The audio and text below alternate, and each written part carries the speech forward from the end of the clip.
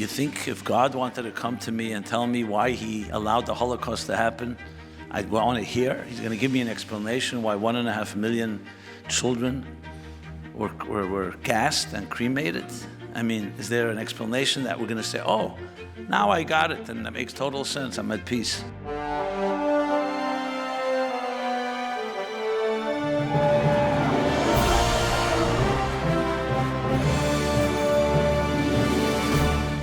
There's a reason that best-selling books continue to dominate with headlines like The Secret to Love or How to Deal with Suffering.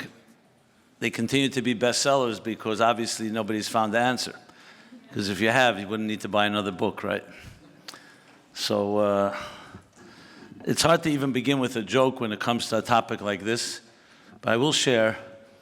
I remember I was once invited to speak in Los Angeles, and it was a big event, and there was a real professional, well-seasoned, experienced program director, and she asked me, so since I see you can speak about different topics, what are the two most popular topics that people are interested in? So I said, hands down, number one is sexuality, relationships, love, and number two, pain and suffering. And she said to me, without missing a beat, she said, those aren't two separate topics. So, okay, you can read into it as you see fit. The truth is, it's not an easy topic for me to speak about. Not because I particularly in my life have suffered, I have been blessed, but I've seen many people who have, close people. But because if you're going to be real, you can't really talk about this with cliches and platitudes and all kinds of stuff. I've been to too many shiva calls, and I've seen rabbis, quote-unquote rabbis, trying to explain suffering and pain. So it's one thing you sit around and talk about it academically, but it's another if you're sitting with a mother that's grieving over the loss of a child. Rahman al-Islam, God forbid, nobody should ever know of that. Or tragic events. Truth is, every death is tragic. It doesn't matter what age. But there's some that are more horrific than others. It just, to me, was always like, it's so insensitive and callous to try to, what are you going to do? Going to explain it? Like, I don't know who it was that said, you think if God wanted to come to me and tell me why he allowed the Holocaust to happen, I'd want to hear? He's going to give me an explanation why 1.5 million children were gassed and cremated? I mean, is there an explanation that we're going to say, oh, now I got it, and that makes total sense, I'm at peace? The very concept is even worse than the suffering to try to think that we can fathom it. And yet, it's a part of our lives. It's a reality. And again, I want to say it very straightforward that no one here, no one anywhere should ever suffer. We should only be blessed with joys and simchas and celebrations. But it's inevitable that in a person's life, until Mashiach comes, there will be a loss in your life, which hopefully is a parent, but not a child, God forbid. And hopefully it will be in under the circumstances, the best possible circumstances, if you can call it that. So to address it for myself, and I've been in this world of communication and speaking many years, it's never easy. Even though I've talked about it probably hundreds of times. It's never easy because it has to begin with empathy and with discussing the human condition. It's not a concept. It's not another, I have other topics I'm going to be speaking about. It's not different. There you can go into more academic, more philosophical, conceptual. Here, it all begins with the heart. Because let's be honest, if we didn't have hearts and emotions, suffering wouldn't be an issue. But we are human beings, and we feel. And we were created that way. So for a person to say, for example, I'm a person of faith, and I believe in God so much that no matter what happens, I accept. And therefore I never grieve, I don't have to cry. That's not what God wants. There are laws in the Torah called Shiva. God forbid, nobody again should know of it. But you're supposed to sit Shiva. If you say, I'm such a person, man or woman of faith, I don't need to sit Shiva. God wanted to take my loved one, so be it. In other words, part of God's plan is also that we're created as human beings, and it's insensitive not to cry. It's not strong not to cry when you have to cry. It's important to know how to grieve. And I think one of the most powerful things in life in general, especially Judaism, is to tell us how to celebrate. It's not that difficult. Everybody pretty much knows how to celebrate. Okay, we may need to have some discipline and know how to do it in a healthy way. But to know how to grieve is a far harder thing, because when we're emotionally fragile or vulnerable is when we can be also at our worst, or we can be at our best. And I've said this many times, and I think something important for us to know, especially here we're at a retreat, a Jewish retreat, a Torah-based retreat, that Jews have suffered probably collectively and individually more than any people. But more importantly, we're here to tell about it. Many people have suffered, and their race has perished. Their empires have gone. And we're here to tell about it. And it's, if you talk about everyone is into psychology and therapy, you want a real case study of resilience and growth, not just being able to survive, but to grow and thrive through pain and suffering. All you have to do is study the Jewish history. How did we do it? After the Holocaust, if you look at newspaper accounts, 1945, 46, 50, and I've done it, they all write the obituary of the Jewish people. I saw predictions that by the year 1990, there won't be any Jews left. And it made total sense. Why? Because here, 6 million out of 18 million were completely annihilated. What was left? Millions of refugees, orphans, widows, widowers, no cities, no towns, no communities. Everything had to be rebuilt. And in America, Judaism wasn't exactly thriving. Assimilation was destroying the spirit of the Jews. So if you were a statistician and you made a calculation, would you invest in the Jewish people after 1945? How is it possible? All those rabbis, all those teachers, all those parents are all gone. How will it be able to survive? And yet, here we are. This retreat, thousands of communities, a renaissance of Jewish life. We still have plenty of challenges, not suggesting otherwise. But to say that we've gone extinct, absolutely not. And the answer is because we were never subject to statistics. It's not something that actuaries and scientists can really analyze. So what is it about that gives a human being the ability to not just, as I said, survive, but to thrive? So that's what I want to speak about. And as I said, we have to talk about it very bluntly in a way, because to ignore human emotions is not a healthy approach.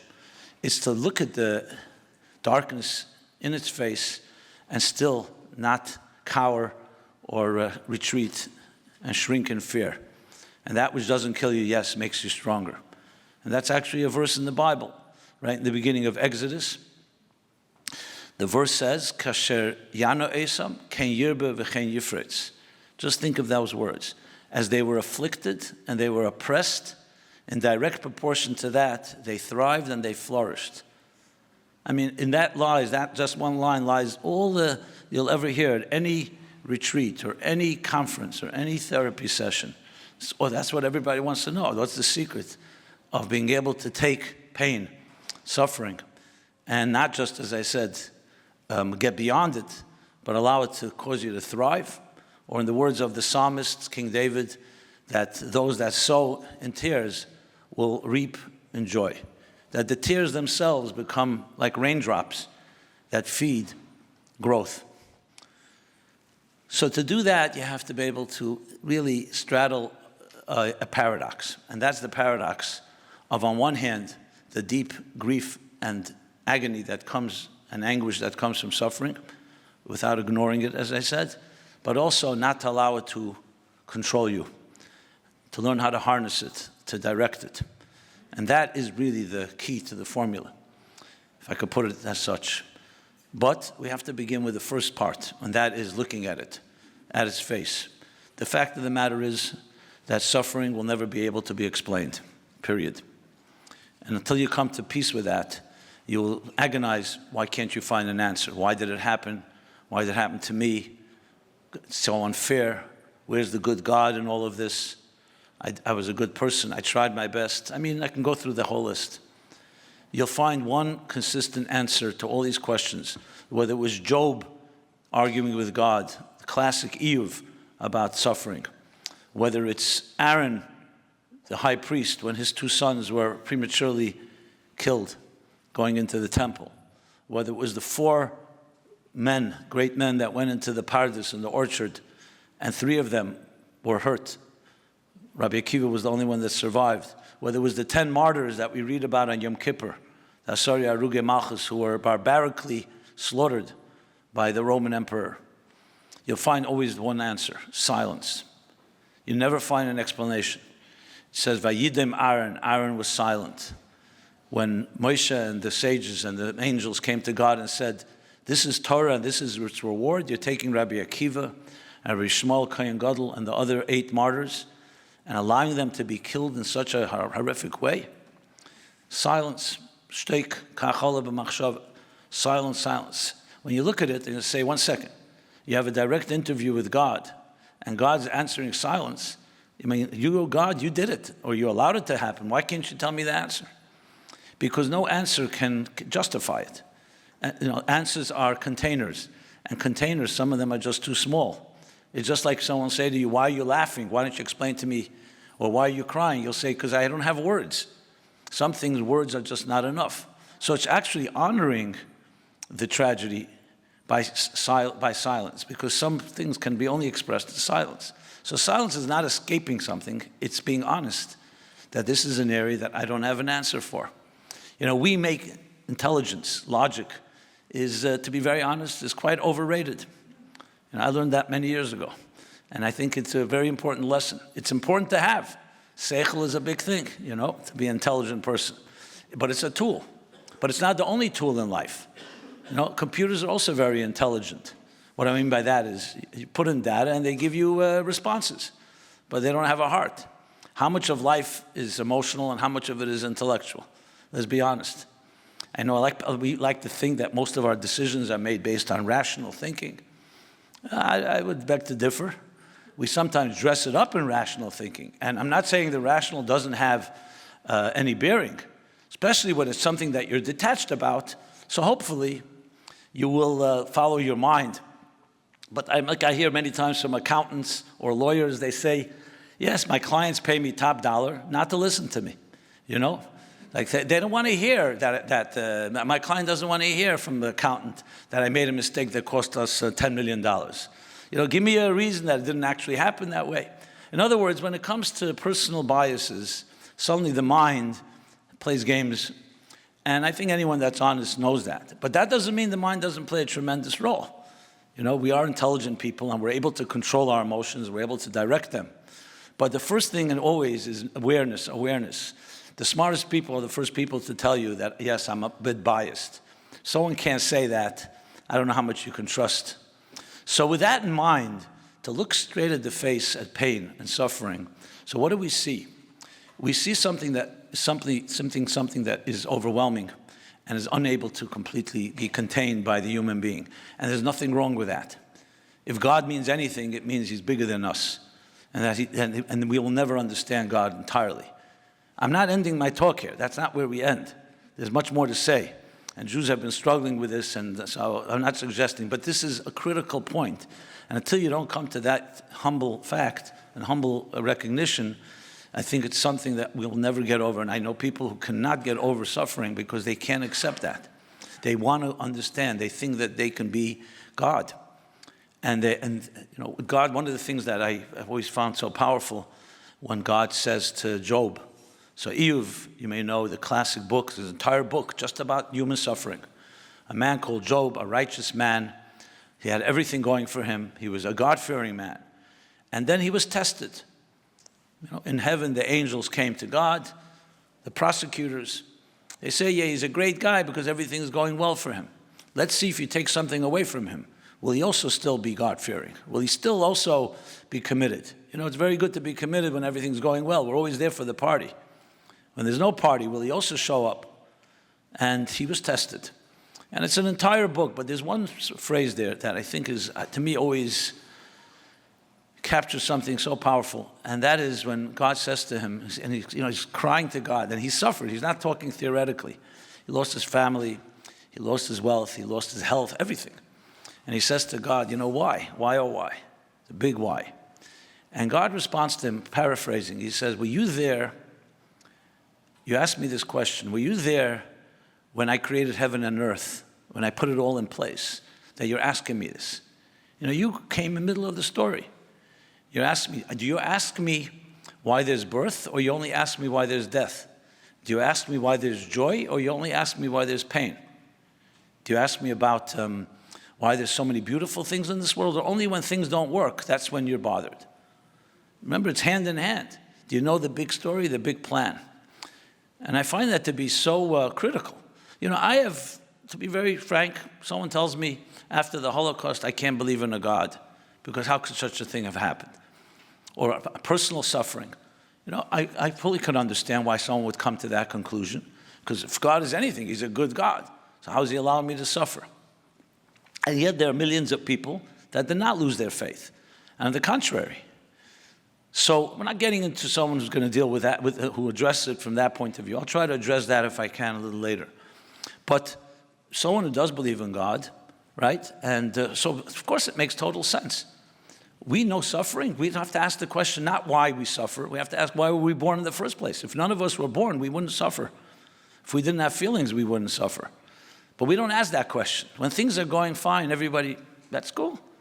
I think psychologists have done studies. They show that if you win $1,000 and you lose $1,000, the losing is always more painful than the pleasure of winning. You have to win, I think, $10,000 to counter the pain of losing $1,000. Why is that the case?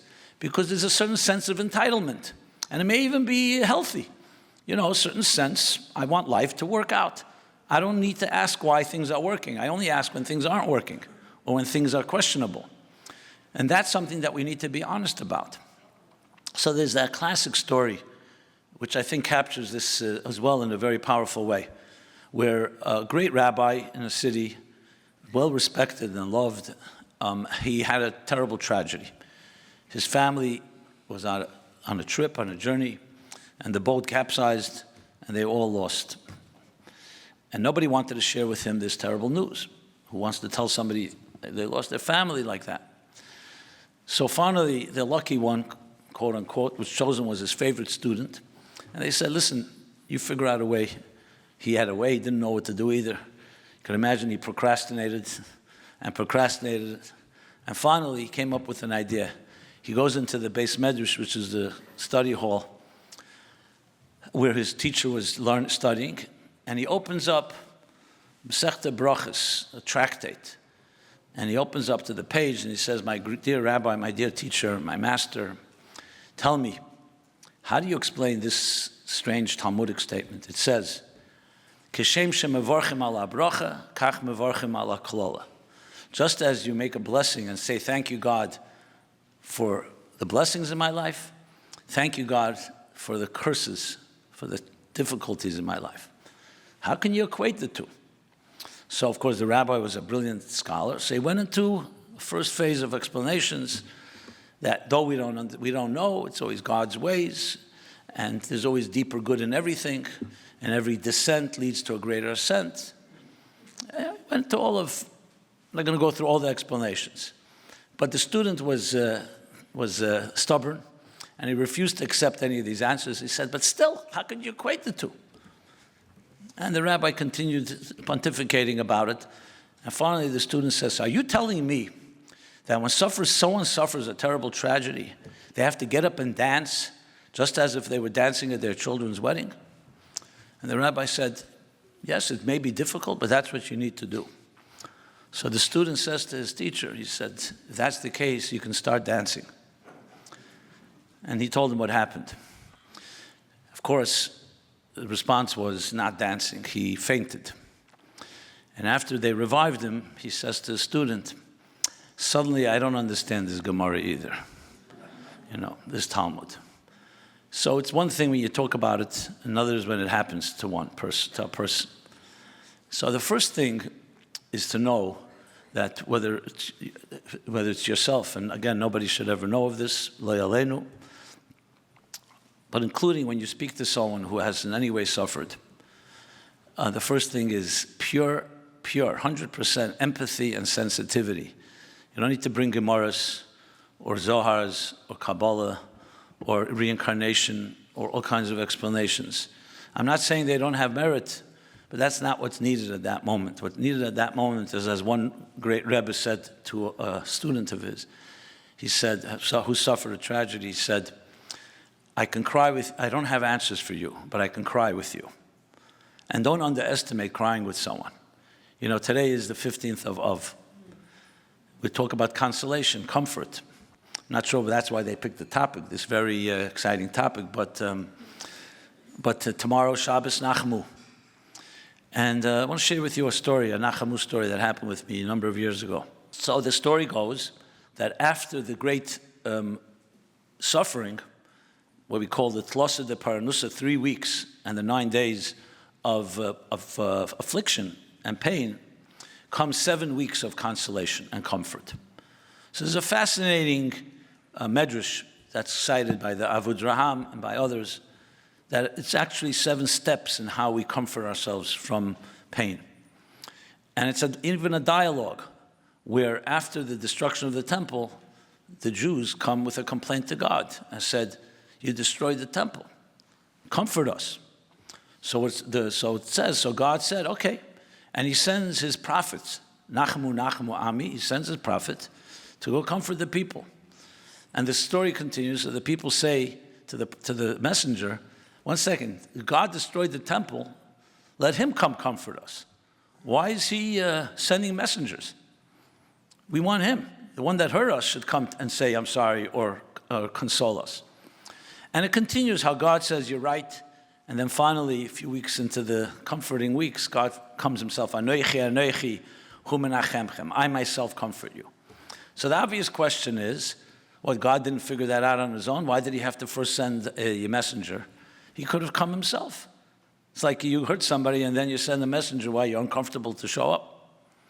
So a number of years ago, our organization, Meaningful Life Center that I had, we hosted a little wild type of retreat, not exactly 5-star hotel. It was called a camping retreat. It was outdoors, without any amenities. So if you have any complaints, try that out for a while, you know? Unless you know how to pitch a tent and put a pillow in there, it's you have to pretty much rough it. Let's not even talk about the weather. So, but hundreds of people would attend because it was exciting. It was out of the box. It was different. You know, we weren't enclosed behind walls. So it has certain vulnerability. But the point I want to make is this. So we had a very good staff because there were a lot of people who didn't know what to expect. And when they came, they realized it's not exactly a 5-star hotel. So we needed a lot of customer service, let's put it that way. So we had a whole team of people. And we had if anybody really has a problem, you have to take care of them, bring them food or whatever it is, help them pitch a tent. And if there's a real problem, send them to me. That was like the last guy, last resort. There was one woman who was there, and clearly she was giving the staff a hard time, very hard time. Nothing was good. Nothing was working. Long story short, she ends up speaking to me. It's already Friday night. And I said to her, look, we're all here together. We all care about each other. We're here to support in any way. And she refused. I said, you could stay in your tent. We'll bring you a beautiful meal because the food was good, another thing. She was angry. And I saw there was much more going on, and I was trained enough to understand that I'm not going to be able to say anything. So I said, just know we're here, and anytime you want, you can come and reach out to us. Anyway, the next day we had the reading of the Torah. It was Shabbos Nachmu. So I shared this dialogue between God and the people say, why are you sending messengers? Come yourself. And I responded and I said, you know what, because God gave us a greater gift. He said that I can console you. Of course, God can do anything he wants. But a human being, a mortal, can console another human being. That's a big thing. We're all in the same boat. If I'm a weak person and you're a weak person, how can I comfort you? We need comfort. So God said, no, I'm going to give the human race a gift that we could comfort each other, that we could show empathy you can show care, and it gives you strength. So that's what God wanted to give us. And then, once the Jews said, no, we want you, then God, of course, comes as well. So it's actually a gift. The idea, like when you go, like Bikur Chaylim, for example, visiting the sick, it gives strength to a person who's in a state where they're more fragile. They have a friend, a relative comes. Today we know it also strengthens people's immunity systems, gives you a will to live. I remember when I was a child, my father took me once, we went to visit someone in a hospital. My father told me the big mitzvah of visiting the sick, that every time you visit the sick, you take away 1/60th of their illness. So I made the calculation and I said to my father, does that mean if we visit him 60 times, he'll be completely healed? So my father said, when you'll get older, you'll understand. And we get older and we understand that my father didn't understand, so that's what he told me. And I guess, I guess his father told him the same thing maybe. This is how it's been going for generations. So not everything we have to understand, as I mentioned before. But the point going back to this is, after I finished my words, after the reading of the Torah about Nachamu, this woman comes over to me. And she says to me, she asked me to step outside of the tent. We had a central tent. And we step outside, and she said to me with tears, she said, you don't know what you did for me right now with your few words and what the Shabbos has done. I know how I've been behaving, really obnoxiously. And your team has been really wonderful. It's all about me, but I have to tell you why. 1 year ago today, my young son died from an aneurysm. And it's the first yard site. And I came here because I wanted to have something to just escape from it. And it's Shabbos Nachamu, and I didn't know it was Nachamu. And you said that people have the power to comfort each other. And I want to tell you that you comforted me. So it's indeed true that not only God, but also humans can comfort each other.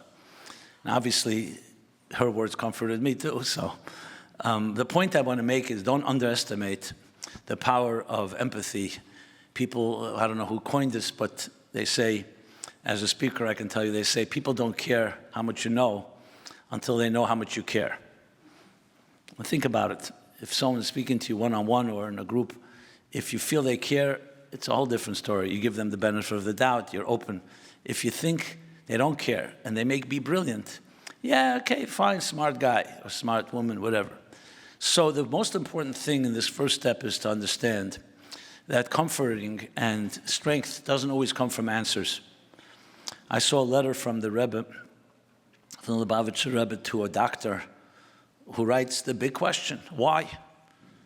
He was a Holocaust survivor. His whole family was wiped out, his parents, siblings, you know, the story. And he writes to the Rebbe, why? And the Rebbe responds to him a 3-page letter in English. If any of you want to see the letter, I'm happy to send you the original letter. Just be in touch with me. You can write to me. I'll give you my email address if you like, simon@meaningfullife.com, or just go to our website and just write to us, and I'll be happy to send you the letter. And it's a very interesting letter. The Rebbe says, you ask why, we don't know why. If God wanted us to know why, he would have told us. The fact that he didn't tell us means that we don't need to know why in order to fulfill the mission of our lives. Because if we did, we'd need to answer. So we have to ask the question, not why, but what are we going to do about it? That's the classic Jewish response. Not why it happened, but what are we going to do about it? I mean, think about it from a psychological point of view, the empowerment of that. The why, you may not get an answer. So even if you get an answer, it doesn't empower you. So fine, you found an answer for something. The what are you going to do about it is saying you have power to deal with anything that comes your way, even if it's completely overwhelming. And then he continues on, elaborating. At the end of the letter, just for the record, because this is unique, the Rebbe writes, you may think I'm writing to you from my mind, cerebrally, and because I didn't experience it. I too am a Holocaust survivor. The Rebbe writes this. I lost my brother, my sister-in-law, my grandmother, and other close relatives in the Holocaust. So he just makes that point to say, I'm not just writing to you from the top down. The former Chief Rabbi Lau, I heard the story, Yitzchok Meir Lau. I heard it from him directly. I think he's told it in public as well.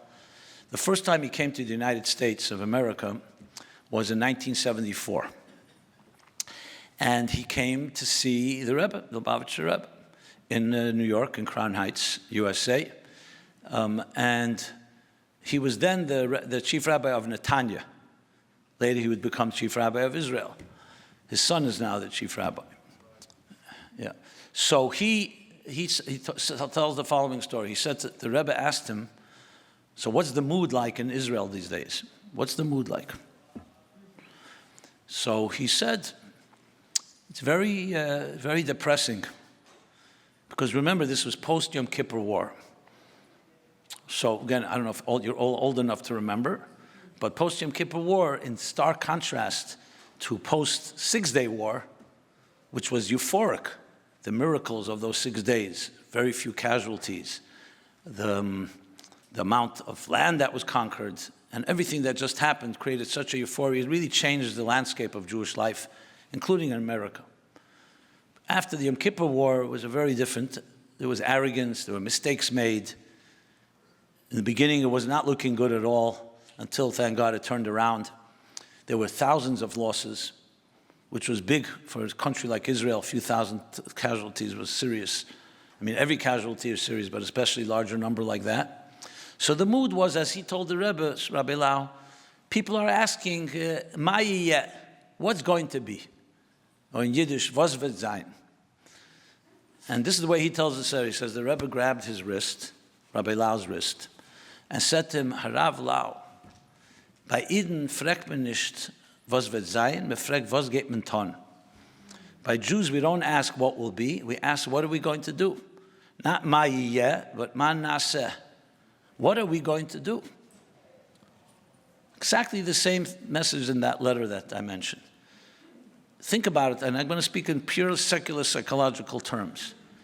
Victims ask what will be, as if somebody else is going to find an answer. As I don't have the power, I don't know. What do? You sit around, we'll wait.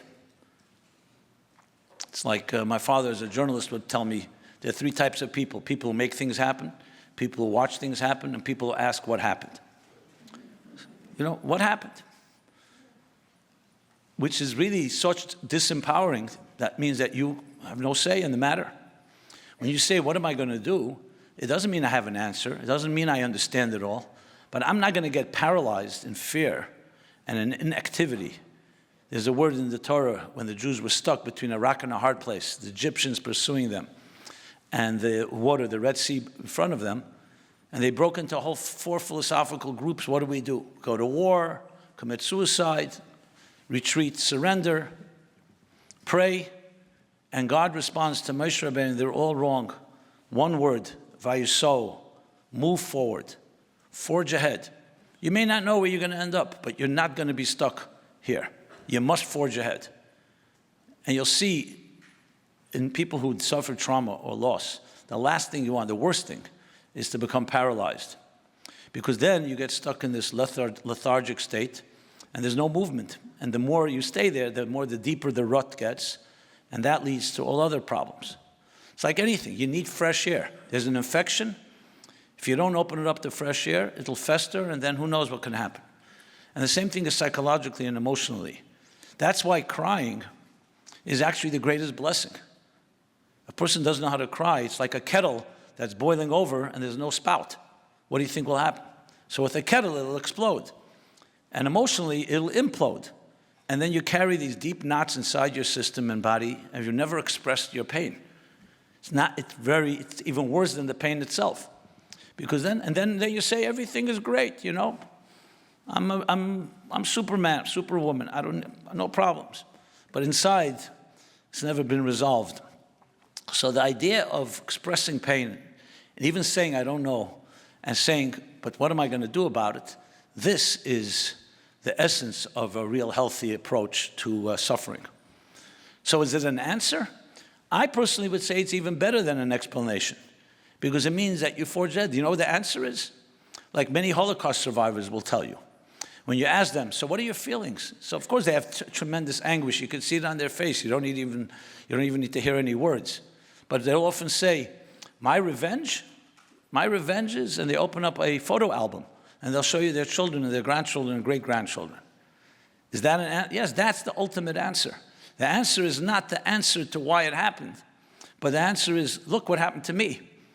I've discovered deeper strength, and to honor those that were killed, what I did was I built a family, and I was motivated to build a business and to succeed and to build a generation, next generation, and to build communities and to build organizations. I mean, look how many hospitals and how many universities have all these Hebrew names. Mount Sinai, Beth Israel, all that. That's not an accident. It's because the Jews learned the secret that through all the years of suffering, every suffering was transformed into some form of building and growth. You know, imagine, who do we have to thank for all our holidays? You know, usually you thank them for our heroes. No, you thank Pare for the Seder and all the delicious Passover foods. You can thank Haman for Haman Tashin and all the Purim celebrations. Hanukkah, you can thank Antiochus and all those and the Latkes. So every time you're eating something and celebrating, we have another enemy to thank, another holiday. Now, I know it's humorous, but the fact is, it teaches us something, because we did something about it. We didn't just remember the pain. And we remember. Tisha B'Av, we remember. No one forgets. It's not like we say Tisha B'Av is a big holiday, and let's not, you know, we dim the lights and we sit on low chairs, and we remember, but we don't remember in order to suffer. We remember in order to build. And so that comes to the second half of the story, is that even if the answer is silence, but the response is not a silent one at all. The response is building something with so much power that's even greater than all the words in the world. We don't need to write books of why pain happens. The books are our lives. You are all walking miracles. I guarantee you, just look at your own history. Go back 3 generations. Most of us are not 3-generation Americans. Go back 5 generations if you need be. Even those of you that come from the Pilgrims. You know, where do we come from? Some country. And try to retrace the trajectory of your ancestors. You'll find everywhere a miracle.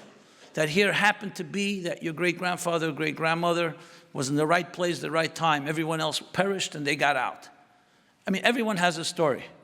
The thing is, we today live in a comfortable world, relatively speaking. I mean, we all have our personal challenges, but relatively speaking, and we take it for granted.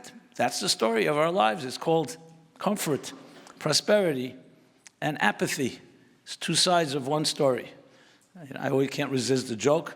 The guy that asked his friend, what's worse, apathy or ignorance? And he said, I don't know and I don't care, you know? And apathy is far worse enemy than any real enemy, because it creates indifference, it creates a certain complacency, and lack of movement. So strangely, it's pain that usually motivates people. That's not, I want to make it clear, that's not an explanation. It's just the reality. Pain motivates people. The greatest things built was because somebody felt for some form of desperation or despair or something that bothered them. I would like to show me someone living in their comfort zone that built something great. Why would they? I'm comfortable as it is. Why do I have to do anything? That's the natural reaction that we have. And I don't know how many of you call yourselves procrastinators, or some are still in denial, but everybody, you know.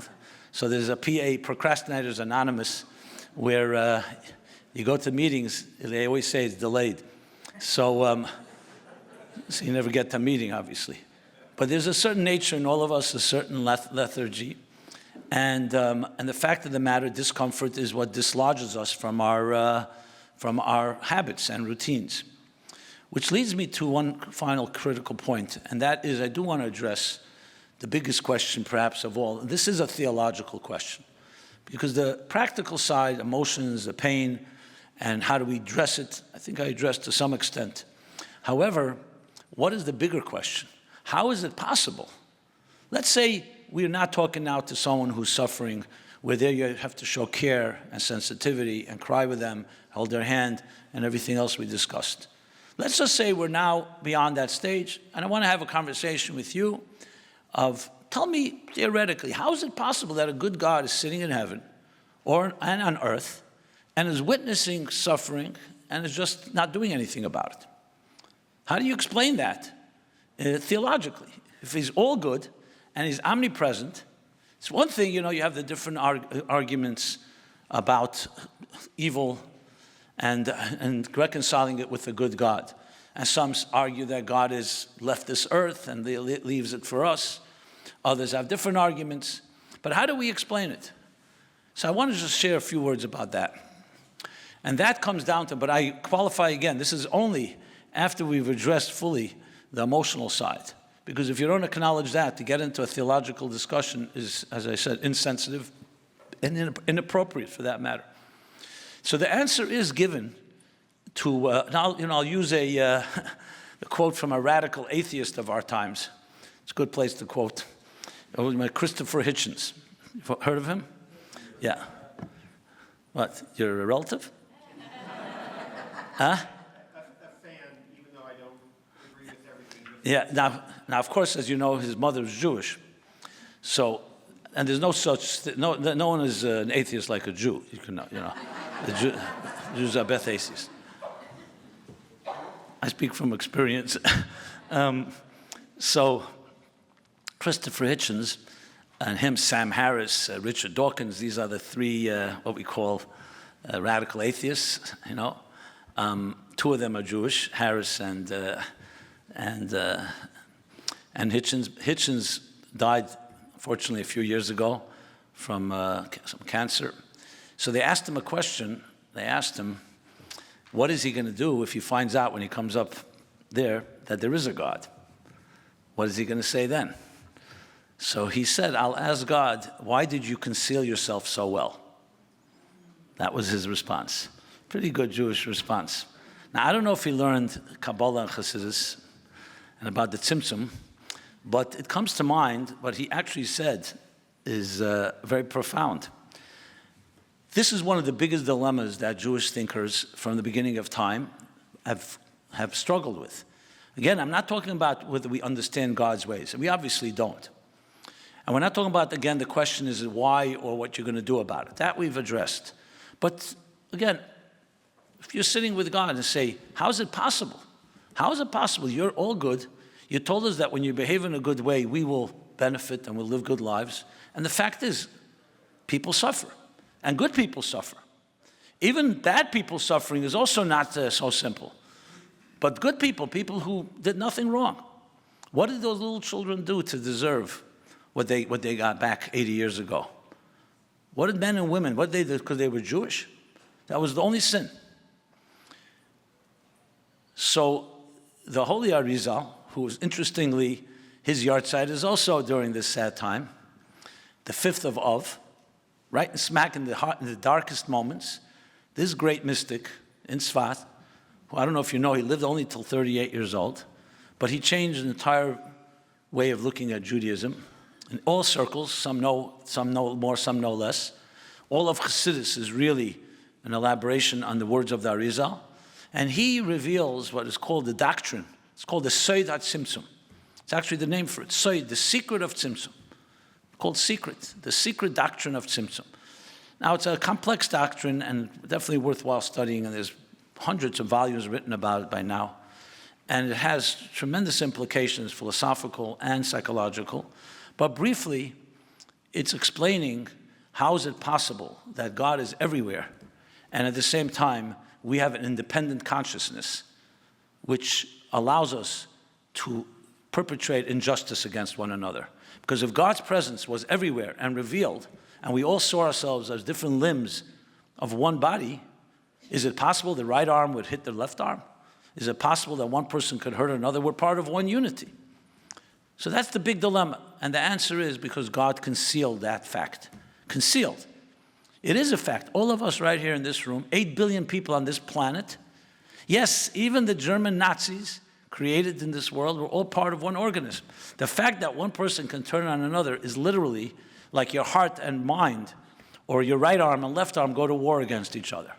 And the way he explains it is because God employed another tool, which is the most mysterious of them all, and that's why it's called a secret, the tool of concealment and restraint. As parents, we all know you see your children do something that you think they're doing something wrong. And they're not 2 years old.